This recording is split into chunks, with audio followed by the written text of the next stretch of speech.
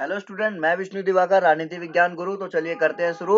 शिक्षा अखाड़ा एक युद्ध अज्ञानता के विरुद्ध में आपका स्वागत है। आज की वीडियो होने वाली है आपकी सामाजिक विज्ञान नागरिक शास्त्र क्लास 9th के फर्स्ट लेसन के ऊपर। ठीक है, तो चलिए हम स्टार्ट कर लेते हैं वीडियो को। लेसन नंबर 1 अध्याय 1 जो है, जिसका नाम है लोकतंत्र क्या और लोकतंत्र क्यों। तो जल्दी से हम लोग जो है इसको कवर कर लेते हैं। तो सबसे पहले हम देखते हैं वीडियो के अंदर बताया गया है लोकतंत्र का अर्थ।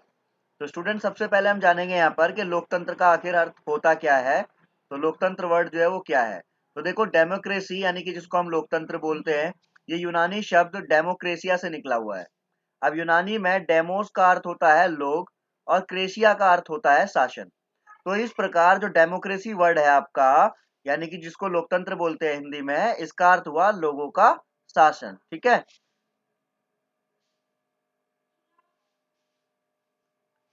लोकतंत्र दो शब्दों से मिलकर बना है, लोक प्लस तंत्र। लोक का मतलब है लोग और तंत्र का मतलब है शासन, यानी कि लोगों का शासन। तो लोगों के लिए, लोगों के द्वारा, लोगों का शासन लोकतंत्र कहलाता है। लोगों के लिए, लोगों के द्वारा चलाया गया, लोगों के लिए चलाया गया, ये क्या कहलाता है? लोकतंत्र कहलाता है। लोकतंत्र प्रत्येक योग्य नागरिक को राज्य से संबंधित मामलों पर अपना मत व्यक्त करने की अनुमति प्रदान करता है। लोकतंत्र स्वतंत्रता, समानता, भ्रातृत्व की अवधारणा पर आधारित है। भाईचारे की अवधारणा पर आधारित है। समानता यानी कि इक्वलिटी की समानता पर आधारित है। स्वतंत्रता यानी कि फ्रीडम या लिबर्टी पर भी आधारित है। तो पहले मैं आपको एक चीज और क्लियर कर देता हूं यहाँ पर कि लोकतंत्र यानी कि जब हमारे भारत में लोकतंत्र आया, इससे पहले भी कई प्रकार के शासन जो है हमारे भारत के अंदर हुए हैं। जैसे कि अगर हम बात करेंगे, सबसे पहले कुलीन तंत्र था आपका। ठीक है, कुलीन तंत्र। उसके बाद में आया आपका राजतंत्र और उसके बाद में फाइनली आया हमारा लोकतंत्र। ठीक है, जो कि अब हमारे भारत में है। तो when we got freedom in 1947, उसके बाद से हमारे भारत में क्या है? लोकतंत्र है। और सबसे बड़ी बात यह है कि हमारे भारत का जो संविधान है वो विश्व का सबसे बड़ा संविधान है। और लोकतंत्र जब आया था तो बड़े बड़े जो पर्यवेक्षक थे, उन्होंने ये अंदाजा लगाया कि जो धनी देशों के अंदर लोकतंत्र जो है वो सफल नहीं हो सकता, परंतु हमारे भारत ने इस बात को भी जो है मुंह तोड़ जवाब दिया। और आज तक हमारे भारत को लोकतंत्र के अंतर्गत किसी भी प्रकार का कोई कठिनाइयों का सामना नहीं करना पड़ा। कोई भी सैन्य शासन या फिर राजतंत्र या फिर किसी भी प्रकार के अन्य शासन का यहाँ पर जो है बोलबाला नहीं हुआ, जितना कि लोकतंत्र का रहता है। तो इसका सिद्धांत है कि वे सभी व्यक्ति जो नागरिक के रूप में अपने कर्तव्यों का निर्वहन करने के योग्य हैं। राज्य के दिशा निर्देशन में उनकी सहभागिता होनी चाहिए। ये व्यक्तियों के मध्य भेद नहीं करता। लोकतंत्र जो है वो क्या करता है? वो व्यक्तियों के प्रति जो है कोई भी मतभेद नहीं करता। एक लोकतांत्रिक समाज में सभी धर्म, वर्ग, वंश, जाति या जन्म और संप्रदाय के लोग किसी भी भेदभाव के बिना समान अधिकारों और सुविधाओं का उपयोग करते हैं। ठीक है। लोकतंत्र जो है वो क्या है, यहाँ पर हम देख लेते हैं कि शासन का वह रूप है जिसमें शासकों का चुनाव जनता करती है। शासक का मतलब क्या होता है? जैसे मैंने कहा, किसी भी चीज पर हुकूमत करने वाला व्यक्ति क्या कहलाएगा? शासक कहलाएगा। ठीक है। जैसे हमने कहा भाई, एक क्लास के अंदर एक बच्चा होता है जो कि बहुत शैतान है, तो हम बोलते हैं ना कि इससे सब डरते हैं, तो ये कौन है? क्लास का शासक है। ठीक है। ऐसी अगर हमने कहा पूरी क्लास के ऊपर हुकूमत किसकी चल रही है, एक टीचर है जिसकी पूरी क्लास के अंदर हुकूमत चलती है, तो वो शासक है। घर के अंदर अगर हम बात करें जी, हमारे परिवार के अंदर मम्मी जी हैं, उनका जो शासन चलता है, यानी कि वो हमारे घर की क्या है? शासक है। या फिर पापा जी जो है उनकी चलती है, तो क्या है? पापा जी क्या है? हमारे शासक हैं। तो ऐसे ही यहाँ पर हम बात करते हैं कि जब शासक का वह रूप जिसमें शासकों का चुनाव जनता करती है। ठीक है, जनता चुनती है उसको, इसे लोकतंत्र कहते हैं। लोकतंत्र निष्पक्ष और स्वतंत्र चुनावों पर आधारित होता है। निष्पक्ष यानी कि किसी भी पक्ष का सपोर्ट ना करना, किसी के भी साथ में ना जाना, बिल्कुल स्वतंत्र रूप से चुनाव पर आधारित होता है। लोकतंत्र में हर व्यक्ति वयस्क नागरिक का एक वोट होता है। वयस्क नागरिक मतलब एक निश्चित आयु प्राप्त हो जाने के बाद व्यक्ति को जो है वोट डालने का अधिकार दिया जाता है, 18+ वाले को। ठीक है। लोकतांत्रिक सरकार संवैधानिक कानूनों और नागरिक अधिकारों के आधार पर ही काम करती है। जितने भी संविधान के अंदर कानून दिए गए हैं, नागरिकों के अधिकार दिए गए हैं, फंडामेंटल जो राइट है आपके, ठीक है, इनके आधार पर ही जो है काम किया जाता है इसके अंदर। अब हम बात करेंगे इसके अंदर अब्राहम लिंकन द्वारा लोकतंत्र। अब्राहम लिंकन थे, वो कौन थे? देखो, 1809 में अमेरिका के पूर्व राष्ट्रपति अब्राहम लिंकन का जन्म हुआ था। वह अमेरिका के 16वें राष्ट्रपति थे और रिपब्लिकन पार्टी से थे। तो यहाँ पर हम बात करने वाले हैं उन्हीं के बारे में। तो लोकतंत्र एक ऐसी सरकार है जो लोगों की ही हो, लोगों के लिए हो और लोगों के द्वारा बनाई गई हो। अब्राहम लिंकन जो थे, इन्होंने लोकतंत्र की अवधारणा को जनता की, जनता के द्वारा और जनता के लिए सरकार के स्वरूप में परिभाषित किया है, जिसके अनुसार जनता की और जनता के द्वारा सरकार ही जनता के लिए ही होती है। और इस परिभाषा में सरकार शब्द जो है, इसके प्रयोग में संपूर्ण जनता को शासक और शासित वर्ग में विभाजित कर दिया गया। जनता के लिए प्रयोग ने चर्चा को जनता की ओर और जनता के द्वारा से जनता के लिए हस्तांतरित कर दिया। परिणाम स्वरूप वास्तविक बिंदु जनता की और जनता के द्वारा चर्चा में गौण हो गया, कि भाई चर्चा इसकी ज्यादा होने लगी और जनता के लिए क्या बन जनता के लिए जो है मुख्य बन गया। शासक वर्ग ने स्वयं को विभिन्न राजनीतिक दलों में विभाजित कर वास्तविक विषय को चर्चा से हटा ही दिया, और वर्तमान में किसी भी राजनीतिक या बौद्धिक चर्चा में मुख्य विषय जनता के लिए ही होता है। तो आगे चलते हैं हम। अब्राहम लिंकन, ये हैं अब्राहम लिंकन जिनके बारे में हम यहाँ पर बात कर रहे हैं। और जैसा कि मैं आपको ऑलरेडी बता चुका हूँ कि अब्राहम लिंकन जो थे, ये 1809 में अमेरिका के पूर्व राष्ट्रपति अब्राहम लिंकन का जन्म हुआ था, और जो कि अमेरिका के 16वें राष्ट्रपति थे। ठीक है, 16वें राष्ट्रपति थे अमेरिका के, और इनका जो संबंध था वो रिपब्लिक पार्टी से था।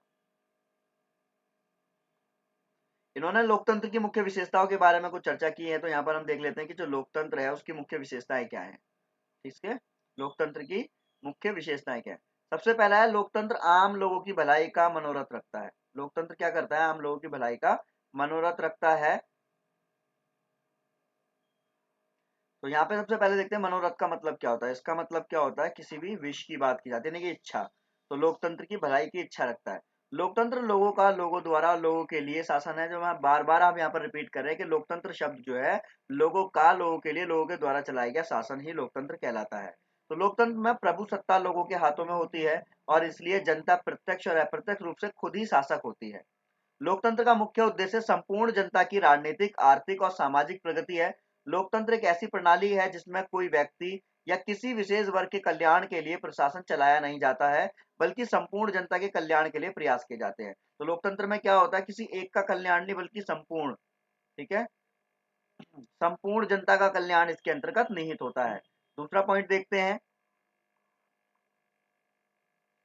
दूसरा पॉइंट यहाँ पर दिया गया है, समानता के सिद्धांत पर आधारित है।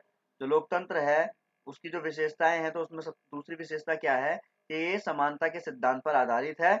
लोकतांत्रिक शासन प्रणाली का मुख्य सिद्धांत समानता है।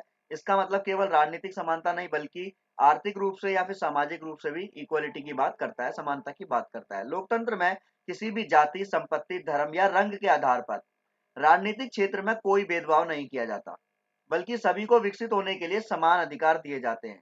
चाहे वो किसी भी जाति का हो, किसी भी धर्म का हो, किसी भी रंग रूप का हो, उसको पूर्ण अधिकार दिए जाते हैं कि वो भी अपने आप का विकास कर सकता है। इसके अंदर हम बात करें इसके अगर तीसरे पॉइंट की, तो यहाँ पर हमारा जो तीसरी विशेषताएं हैं वो क्या है? स्वतंत्रता मानव विकास के लिए आवश्यक है। अगर आप बात करेंगे यहाँ पर, तो लोकतंत्र में स्वतंत्रता का जो है पॉइंट दिया गया है, और इसमें यह भी बोला गया है कि लोकतंत्र में स्वतंत्रता जो है मानव विकास के लिए बहुत आवश्यक मानी जाती है। लोकतंत्र की मुख्य शक्ति स्वतंत्रता है। स्वतंत्रता के बिना किसी भी व्यक्ति का पूर्ण विकास संभव नहीं है। जितनी स्वतंत्रता व्यक्ति को मिलेगी, ठीक है, उतनी ही स्वतंत्रता किसी शासन में नहीं हो सकती। यानी कि लोकतंत्र में जो स्वतंत्रता मिलती है, वो स्वतंत्रता किसी और शासन के अंदर नहीं है। तो लोकतंत्र में जो है वो नागरिकों को विचारों को व्यक्त करने का, यानी कि जो भी नागरिक है जो भारत में निवास करता है, उसके मन में जो भी विचार आते हैं वो उसको व्यक्त कर सकता है, उसको प्रकट कर सकता है, और एक समुदाय का निर्माण कर सकता है। सरकार की आलोचना करने के लिए और समाचार पत्रों की आदि की पूर्ण स्वतंत्रता उसको होती है। व्यक्ति किसी भी धर्म को स्वीकार कर सकता है। व्यक्ति जो है स्वीकार करने या फिर अस्वीकार करने के लिए स्वतंत्र है। लोकतांत्रिक प्रणाली में स्वतंत्रता का अधिकार केवल दिया ही नहीं जाता, बल्कि लोगों की स्वतंत्रता की रक्षा के लिए स्वतंत्र न्यायपालिका का भी प्रबंध किया जाता है। नेक्स्ट पॉइंट अगर हम बात करें इसमें, तो लोगों को राजनीतिक शिक्षा मिलती है। ठीक है, तो लोकतांत्रिक प्रणाली में चुनाव होते हैं, और इन चुनावों को जीतने के लिए विभिन्न राजनीतिक दल चुनाव आंदोलन चलाते हैं और अपने दल की नीतियों को घोषित करते हैं। उसके नेता शासन की प्रशंसा या आलोचना के करते हैं। प्रशंसा का मतलब उनको अप्रिसिएट करना, आलोचना का मतलब होता है उनकी बुराइयां करना। जनता अपने प्रतिनिधि चुनती है। प्रतिनिधि का मतलब क्या होता है? जिस विधि के द्वारा जनता क्या करती है कि भाई जनता किसी एक व्यक्ति को चुनती है, और उसके बाद में वही जो व्यक्ति है वो क्या करता है, वो जो है हमारे लिए अलग, मतलब जैसे हमने कहा ये कोई पार्टी है, सपोज कोई भी एक BTP पार्टी, कोई एक, इस पार्टी के अंतर्गत बहुत सारे नेता खड़े हुए, हम लोगों ने क्या करा, किसी एक समुदाय में से किसी एक व्यक्ति को हमने जो है इसको चुना, और ये व्यक्ति आगे जाकर जो है इसमें जाकर इस पार्टी के अंदर वो हमारी बातों को लेकर जाएगा। तो जो व्यक्ति हमारे विचारों को, हमारी हमारी विचारधाराओं को और हमारी चीजों को लेकर आगे पहुंचाता है, वो प्रतिनिधि कहलाता है। शासन में प्रत्यक्ष या अप्रत्यक्ष रूप से हिस्सा लेते हैं और सभी गतिविधियों के माध्यम से जनता को राजनीतिक शिक्षा मिलती है। चलिए नेक्स्ट पॉइंट देखते हैं।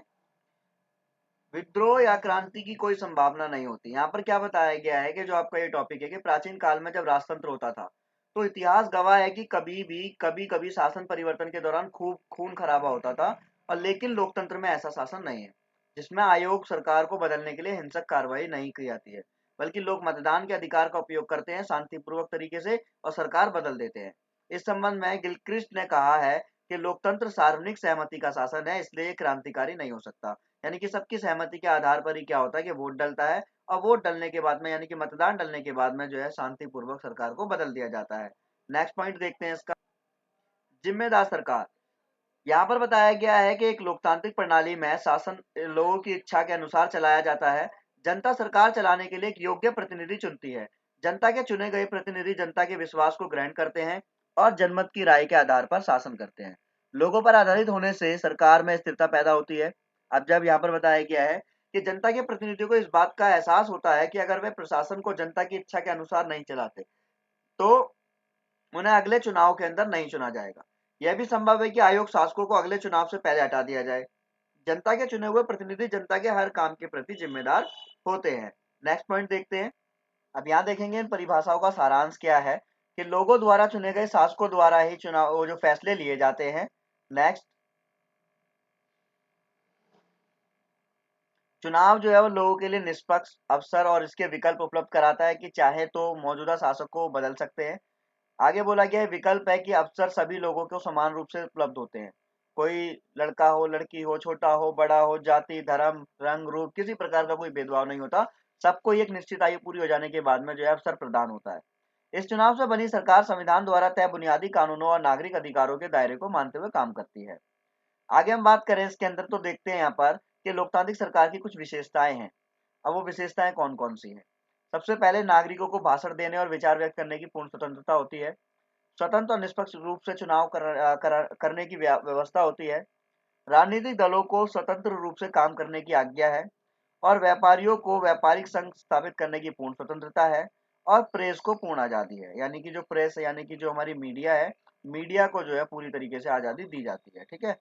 क्या आगे अगर हम बात करें इसमें, तो गैर लोकतांत्रिक सरकार के कुछ लक्षण।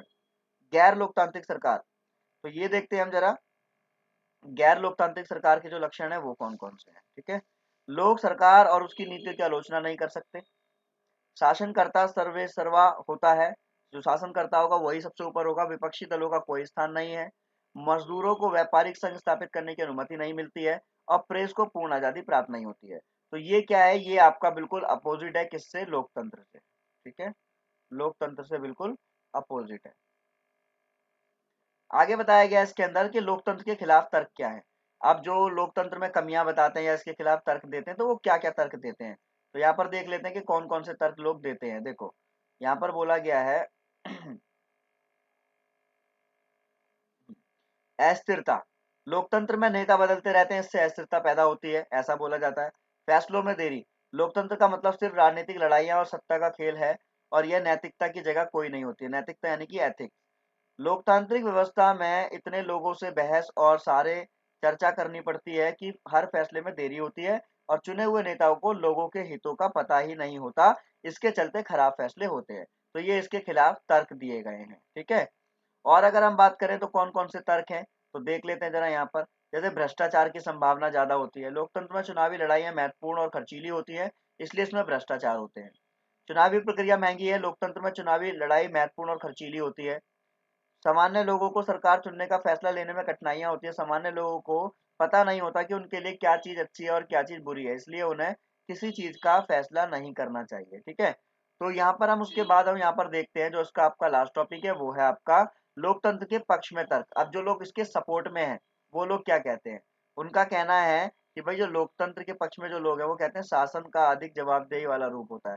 शासन जो है, अर्थशास्त्री और राजनीतिक इसका प्रमुख कारण मानते हैं कि दोनों शासन व्यवस्थाओं में अंतर भारत में बहुदलीय शासन व्यवस्था थी, जहां पर विपक्ष था और सरकार की आलोचना करने वाली स्वतंत्र मीडिया, जिसके कारण सरकार ने आगे बढ़कर जनता को सहायता करने वाली कार्रवाई की। और चीन की सरकार ने इस प्रकार के किसी भी कार्य को महत्वपूर्ण नहीं समझा। आगे अगर हम देखें इसके अंदर, तो लोकतांत्रिक शासन पद्धति दूसरों से बेहतर है। लोकतांत्रिक शासन पद्धति जो दूसरों से बेहतर है, क्योंकि यह शासन का अधिक जवाबदेही वाला रूप होता है। बेहतर निर्णय लेने की संभावना इसमें बनी रहती है कि लोकतांत्रिक व्यवस्थाओं में प्रमुख फैसले व्यापक चर्चा और बहसों के बाद ही ले जाते हैं, जिससे कि गलती की गुंजाइश जो है कम हो सके और बेहतर निर्णय लेने की संभावनाओं को बढ़ाया जा सके। नेक्स्ट है आपका नागरिकों का सम्मान। लोकतंत्र नागरिकों का सम्मान बढ़ाता है और हैसियत नागरिकों की लोकतांत्रिक व्यवस्था में है, जो कि वह अन्य किसी और व्यवस्था में नहीं है। यानी कि जो व्यक्तियों की जो हैसियत है, जो उनका सम्मान है, वो सिर्फ लोकतंत्र में मिल सकता है, बाकी और किसी के अंदर नहीं मिल सकता। मतभेदों और टकराव को संभालने का तरीका भी इसमें है। लोकतंत्र मतभेदों और टकरावों को संभालने का तरीका उपलब्ध इसके अंदर है। गलतियों को सुधारने के अवसर दिए जाते हैं। सबसे महत्वपूर्ण विशेषता यह है कि हम अपने गलती ठीक करने का मौका देता है। गलती ठीक करने का मतलब जैसे कि करने का 5 साल के अंदर हमने कोई पार्टी जीती, टीपीसी कोई एक पार्टी है जिसको हमने विजयी बनाया। अब 5 साल बाद हमें लगता है कि ये पार्टी काम नहीं करती, तो हम क्या करेंगे कि आने वाले 5 साल के बाद में हम किसी भी पीटीसी कोई पार्टी होगी उसको जिता देंगे। तो ये जो है हमारे पास में गलती सुधारने का अवसर भी यहाँ पर होता है। आगे देखते हैं लोकतंत्र को अच्छा बनाने के अर्थ में अगर हम बात करें यहाँ पर, तो देखिए, लोकतंत्र का बेहतर अर्थ एक शासन प्रणाली से है जिसमें सभी नागरिकों को, चाहे वह शक्तिशाली हो या कमजोर हो, उसकी बात का समान महत्व हो। सरकार नागरिकों के बुनियादी सुविधाएं प्रदान करने के लिए कार्य करे और लोकतंत्र के लाभों का वितरण समान रूप से हो। सामाजिक, आर्थिक और राजनीतिक क्षेत्र में समानता की स्थापना हो, चाहे वो सामाजिक क्षेत्र हो, आर्थिक क्षेत्र हो या राजनीतिक क्षेत्र हो। गरीबी, अशिक्षा, भुखमरी जैसी कमजोरियों को ज्यादा से ज्यादा सरकारी प्रयास द्वारा समाप्त कर दिया गया हो। ठीक है, तो ये सारी की सारी चीजें थी जो हमने इस अध्याय के अंदर पढ़ी। आई होप आपको जो है वीडियो अच्छी लगी होगी और आपको सब कुछ समझ में आया होगा। तो शिक्षा अखाड़ा एक युद्ध अज्ञानता के विरुद्ध वाले चैनल के अंदर आपको जो है सभी वीडियो, यानी कि 6 class to 12th class all subject की वीडियोस आपको जो है प्रोवाइड कराई जाएगी। Thanks for watching.